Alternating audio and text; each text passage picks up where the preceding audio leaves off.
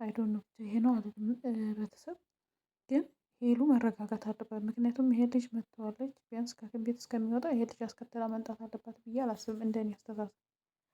እሷ ያቺ ልጅቷ አብረው ብትሆንም እስከሚድን ድረስ ከዛ መነጋገር ይቅርታ እንትን ይላታል፣ ለምንም እንትን ይላታል።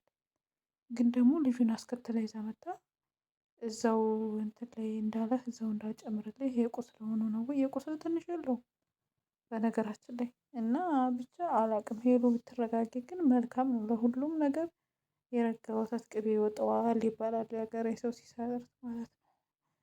እና መረጋጋቱ ትዕግስተኛነት ብትሆኝ በትዕግስት እንትን ብትይ እኮ ልጅቷን ከህይወታችሁ ትወጣለች አይደል እንዴ? ትወጣለች። ግን በእንደዚህ አይነት ደግሞ በልክ ተያይዛችሁ አንቺ መልክ እሱ መልክ ሆናችሁ መቼም ችግራችሁን አትፈቱ ሲጀመር ማለት ነው። እና ብቻ ይከብዳል። ይሄን ማለት እስኪ እናንተ ሀሳብ አስተያየታችሁ ማን ነው? ናቲ ጥፋተኛ ነው? ሄሉ ጥፋተኛ ናት? ብዙዎቻችሁ ደግሞ ወንድ አምላኪ ምናምን የምትሉ ልጆች አላችሁ። እንደዛ አይደለም። በቃ መሆን ያለባት ሄሉ መረጋጋት አለባት። በቃ ነገሮች ማብረድ አለባት እንጂ እንደዚህ ሆነ አይደለም።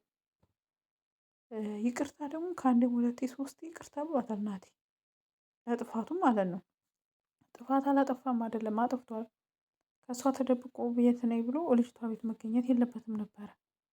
ማውራቱ በጽሁፍ እዛ ሆኖ ያወራው ይሄ ጥፋት ብዬ አላስብም። ምክንያቱም እሷም እዚህ የራሷ ህይወት የምትለው ጀምራ ነበረ።